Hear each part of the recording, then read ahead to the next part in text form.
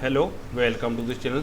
सबसे पहले हमारा P&L देखते हैं। तो आज के दिन मुझे लगभग यहाँ पे 2200 रुपये के आसपास का यहाँ पे प्रॉफिट मुझे हुआ है। 2275 रुपये का प्रॉफिट ऑल ओवर हुआ है। ये मेरी कंप्लीट जो ट्रेड है ये एक्सपायरी स्ट्रेटेजी की ही ट्रेड है। इसके अलावा मैंने कोई भी ट्रेड नहीं करता। आप रोज़ देखते हो मैं सिर्फ एक ही स्ट्रेटेजी के ऊपर रोज़ काम करता हूँ। वही जो मेरा कोर्स ज्वाइन करता है उसी को भी मैं यही स्ट्रेटेजी ज़्यादा सिखाता हूँ। अगर आपको भी एक्सपायरी स्ट्रेटेजी सीखनी है तो आप मेरा कोर्स ज्वाइन कर सकते हैं, जिसकी फ़ीस मात्र 2500 रुपये है, जिसके अंदर मैं लाइफ टाइम तक आपको कोई भी प्रॉब्लम आएगी उसका भी सोल्यूशन करूँगा और साथ में अच्छे से स्ट्रेटजी सिखाऊंगा लाइव में भी आपको कि मतलब हमें कैसे ट्रेड बनाना है, कैसे इसको हमें एडजस्ट करना है कंप्लीट। तो अगर आपको ये सीखनी है तो मेरे नंबर पे आप संपर्क मुझसे कर सकते हैं। अभी चलो मैं आपको मेरी ऑर्डर विंडो और दिखा देता हूँ। ये मेरी आज ही कंप्लीट ऑर्डर विंडो। तो यहाँ पे देखोगे मेरी कोई भी स्ट्राइक प्राइस चेंज नहीं है। जो मैंने स्टार्टिंग में सुबह स्ट्राइक प्राइस दी थी उसी के ऊपर मैंने ट्रेड किया, जो हमारी स्ट्रेटजी है, और लास्ट टाइम तक वही स्ट्राइक प्राइस रही। देखो यहाँ पे देखो 23,700, तो 23,700 के अंदर ही ट्रेड किया। दूसरा पुट मुझे 23,200 की है, तो मैंने लगभग 23,200 की कंप्लीट ट्रेड मेरी यहाँ पे रही है। अभी चलो कल के दिन सेंसेक्स की एक्सपायरी है तो उसके ऊपर हम कैसे ट्रेड कर सकते हैं वो देखते हैं।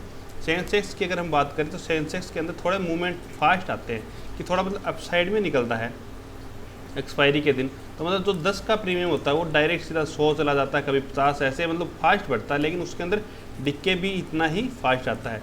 तो ये कुछ लिक्विडिटी के कारण थोड़ा मूवमेंट आता है, लेकिन हमें एसएल के साथ ही ट्रेड करना है कि कभी भी ये नहीं सोचना कि बहुत बार ये होता है कि जैसे ऑप्शन हमने कोई भी स्ट्रैगल बनाया, हमारी कोई भी स्ट्रेटजी है, उसके ऊपर जैसे हमने 100 वाले को सेल कर दिया, 100 वाले को ही हमने पुट को सेल कर दिया। उसके बाद में हमने देखा ये एक साइड में हम कॉल को सेल कर दिया, एक साइड में हमने 100 वाले को पुट को सेल कर दिया। उसके बाद में हमने देखा कि ये 200 चला गया एक, तो दूसरी साइड चलो हमारा 50 आ गया, फिर 40 आ गया, उसके बाद में 400-500 चला गया, उसके बाद में लास्ट में आके 0 हो जाता है।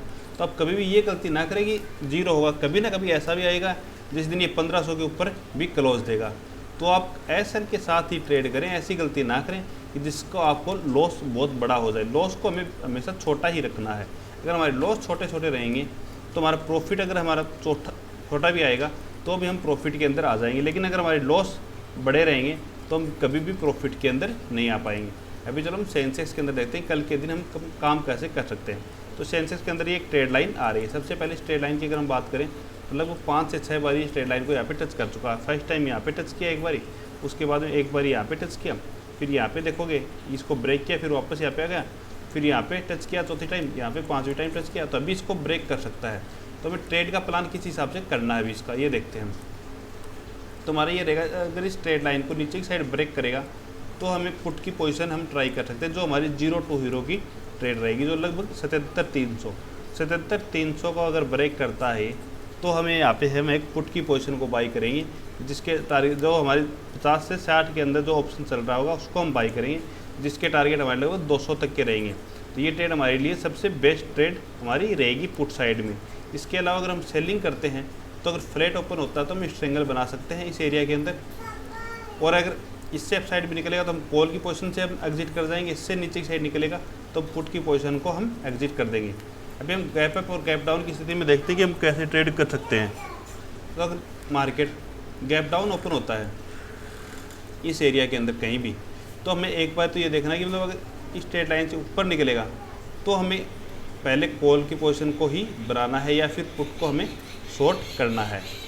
अगर इससे नीचे ही रहता है मार्केट और नेगेटिव प्राइस एक्शन बनाता है तो फिर हमें कोई भी सिचुएशन में पुट को शॉर्ट नहीं करना है, हमें बाइंग कॉल को ही शॉर्ट करना है और उसी को हमें लास्ट टाइम तक रखना है। चाहे हमें अगर स्ट्रेंगल ही बनाना है तो लगभग 77,000 के आसपास आ जाता है, तो फिर हमें स्ट्रेंगल के बनाने के लिए सोचना, इससे पहले बिल्कुल भी नहीं सोचना है। अगर गैप ओपन होता है मार्केट तो गैप अप की स्थिति में वो देख लेते हैं हम कैसे ट्रेड कर सकते हैं। तो अगर इस एरिया में ओपन होता है तो ये हमारे लिए एक रेजिस्टेंस का काम करेगा, जो लगभग हमारा 77,900 या फिर 850, 77,850 ये हमारे लिए एक रेजिस्टेंस का काम करेगा।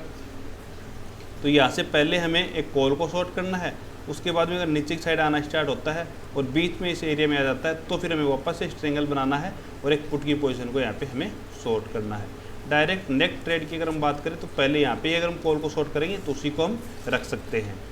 तो इस हिसाब से हमारा कल के दिन प्लान इस सेंसेक्स के अंदर रह सकता है। Okay, thank you.